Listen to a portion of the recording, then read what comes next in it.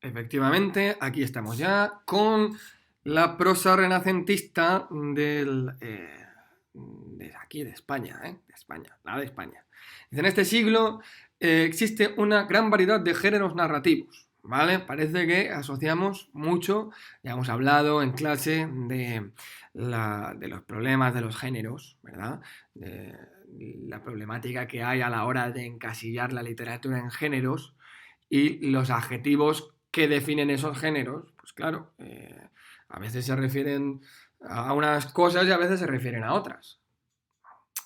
No es lo mismo cuando hablamos de poesía, cuando hablamos de poesía no es lo mismo hablar de lírica que hablar de poesía narrativa o que hablar de... Pues, por eso hablábamos entonces de poesía épica, poesía lírica, entonces cuando hablábamos de géneros dramáticos, géneros narrativos. Bueno, recordad esas clases. Probablemente un día hagamos un vídeo también dedicado a eso y ya pues queda grabado. De momento, lo que nos toca aquí hoy es la prosa renacentista, ¿vale? Dice, nos destaca dos grandes, ¿vale? Este libro de Marea Verde, que ya sabéis que es el que seguimos, del que son estos extractos, pues nos destaca sobre todo la narrativa idealista por un lado y la narrativa realista por el otro, ¿vale? La narrativa idealista es más, digamos, nos suena más antigua. ¿Por qué? Porque se ha quedado más anquilosada, ¿no? Digamos, es la más típica y la más tópica quizá, y encima sus personajes son más planos, digamos que es la narrativa anterior. La narrativa moderna ya va a tener otras características, casi que opuestas, ¿eh? Porque si la narrativa idealista tiene personajes planos, una de las características que va a resaltar en la nueva literatura, digamos, en la narrativa es lo que llaman la novela más o menos moderna, o las bases de la novela moderna, en las que desde luego tienen que aparecer el Lazarillo de Tormes y el Quijote, que están aquí, por supuesto, claro, nos ha fastidiado. Pero digamos que la narrativa idealista pues se ha quedado ahí, se ha quedado con personajes planos, poco reales, de rasgos sumamente idealizados y maniqueo. Maniqueo, esta palabra de maniqueo tenéis que añadirla al glosario, ¿vale? Maniqueo básicamente, así, para que quede más o menos claro en el vídeo y podamos seguir adelante, pero sin hacer spoilers de lo que realmente significa, y de dónde viene, etcétera, ¿no? Que es un poco bíblica también esta palabra, maniquea. Pues algo maniqueo, algo maniqueísta es que o blanco o negro, o sí o no, ¿no? Caracterizados estos personajes de una forma, ¿vale? Si son malos desde el principio y ya, no tienen trasfondo, no tienen cambios de humor, no tienen cambios de giros de guión, ni nada raro. ¿Vale? Argumentos inverosímiles, poco verosímiles, ¿vale? Dice, evasión espacial. No se ponen en lugares reales, digamos, sino que se inventan unos lugares o fabulan o construyen lugares exóticos y lejanos. Y tiempos extraños también, ¿no?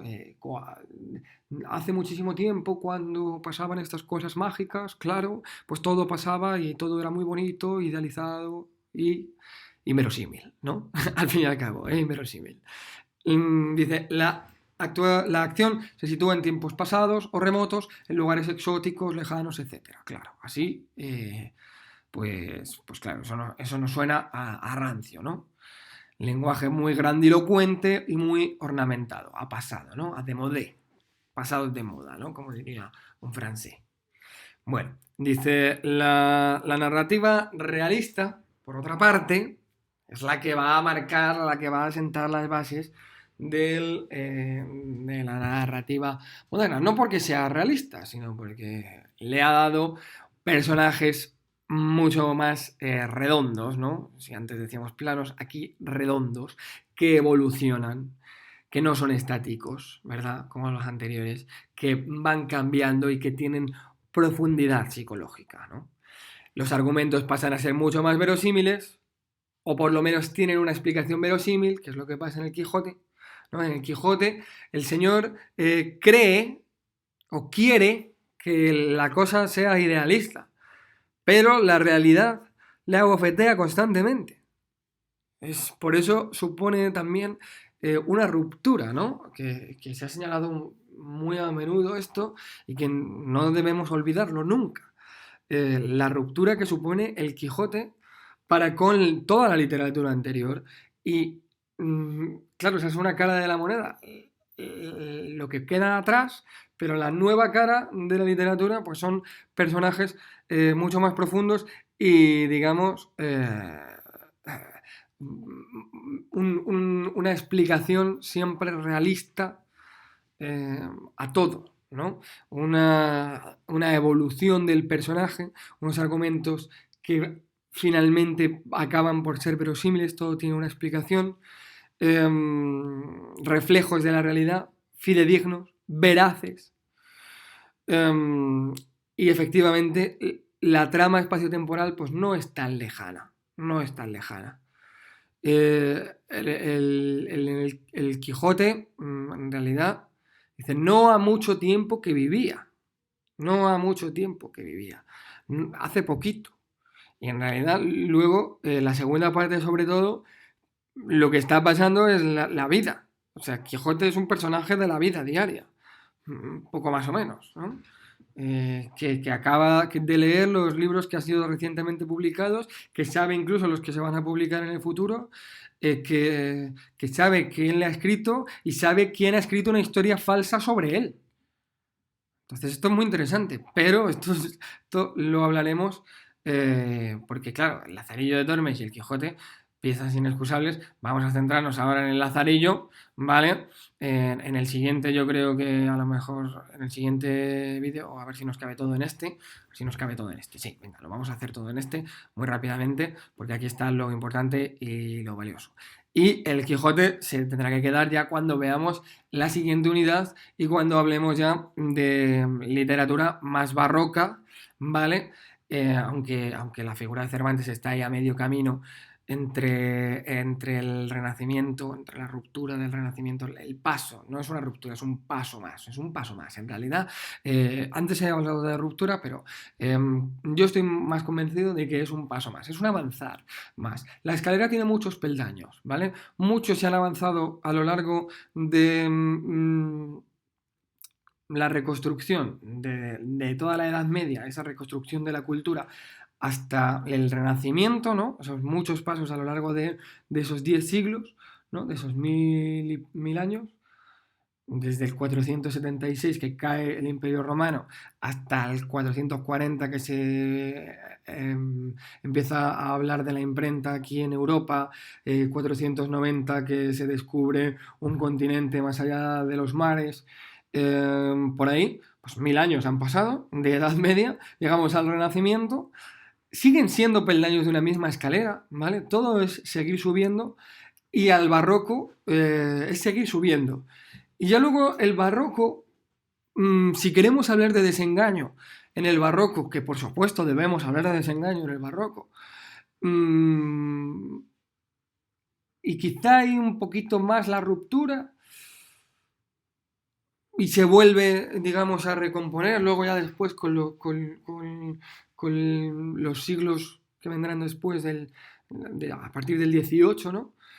Pero yo creo que es la misma escalera, desde luego, la misma escalera del Renacimiento acaba en el Barroco. O sea, es la misma escalera. No podemos hablar de ruptura entre Renacimiento y Barroco o no en unos términos demasiado grandilocuentes porque tal ruptura no hay. ¿Vale? Hay más bien una evolución. Y a su vez ya habíamos hablado del Renacimiento como evolución de la Edad Media.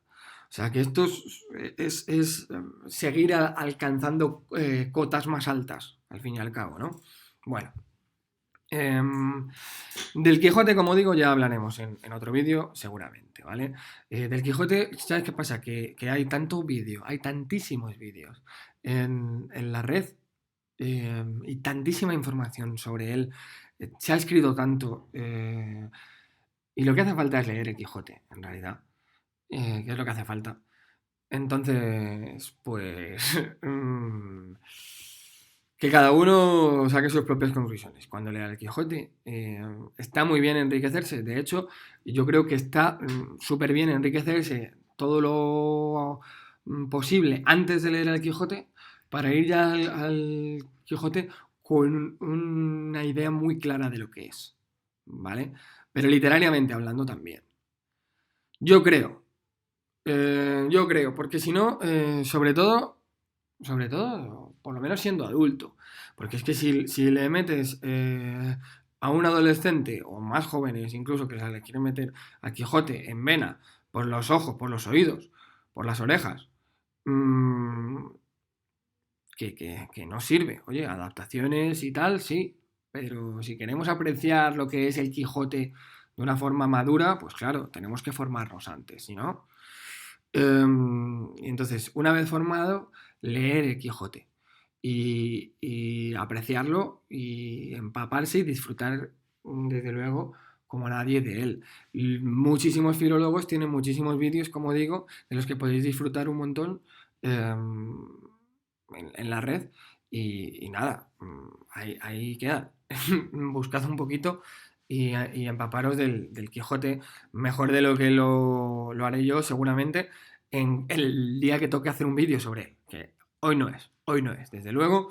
Hoy como mucho vamos a hablar de la narrativa realista y vamos a hablar un poquito, en nada, en 5 minutos, en lo que queda de vídeo del Lazarillo de Tormes, ¿vale? Ya hemos dicho que esta narrativa realista ya tiene personajes con más trasfondo y esos argumentos verosímiles que se van desarrollando, cómo el personaje va cambiando de modo y manera de ser y de parecer y de entender el mundo, pues influyen mucho y se verán mucho en el Lazarillo de Tormes, por supuesto que sí. Bueno, antes de nada, vamos a leer las características del pícaro. Dice: suele provenir de una familia judía, ¿no? Ascendencia judía. Vale. Parte de una situación de deshonra. Siempre o casi siempre se parte de una situación de deshonra. Sus padres suelen ser delincuentes o directamente deshonrosos o deshonrados ya. Va sirviendo a diferentes amos, el pícaro va sirviendo a diferentes amos y aquí, claro, aquí entronca, ¿no? Este personaje en evolución. Va evolucionando. Va sirviendo a diferentes amos, va aprendiendo y va evolucionando. ¿Vale? Dice, siempre pasa hambre. La verdad es que es una característica que es lo que le mueve. Al final, al pícaro le mueve el hambre. ¿Vale? Y ya está. Y como tiene hambre y quiere comer para sobrevivir, pues hace lo que mejor puede. Entonces va aprendiendo y solo cuenta con su astucia para sobrevivir en un mundo hostil, como bien pone aquí. Lo pone estupendamente. Dice, dice, aunque con el tiempo va ascendiendo, al final siempre cae. Eso sobre todo se da o se ha estudiado en la pícara, parece ser, de protagonista masculino. En la pícara Justina, que aunque está escrito por un hombre, por supuesto, que la protagonista es una mujer con visión de hombre, tenemos que decir, porque hay por ahí quien dice, no, es que las mujeres son así. No, esto es una mujer de aquella época, eh, pícara, o sea, que pasa hambre, pero además visto a través de los ojos de un hombre, ¿vale? O sea, a través de los ojos de un hombre. Habría que ver cómo describiría una mujer a cualquier otra mujer en esas mismas circunstancias, ¿vale? O sea, cuidadito con tomar de referencia para según qué cosas, ¿vale? Para según qué juicios sobre las mujeres o sobre los hombres, ¿vale? Siempre situarles en el contexto, bueno, pero sobre todo siempre situarles más bien en la mirada de quién. Oye, que es un hombre hablando sobre una mujer en estas circunstancias. Bueno, habría que ver cuál es ese juicio y cuál es ese prejuicio que el autor quiere que extraigamos de su obra y por qué, cuáles son las causas. En fin, bueno, la hija de la Celestina de Salas Barbadillo, también. Bueno, obras de este pelo, más o menos misóginas, pues hay algunas, más o menos estudiadas también. Os animo a todos los que veáis este vídeo a investigar un poquito más sobre el tema. Por supuesto que sí. Vamos entonces, uy, ya vamos con 15 minutos, bueno, en 5 minutos y así nos cabe todo, ¿vale?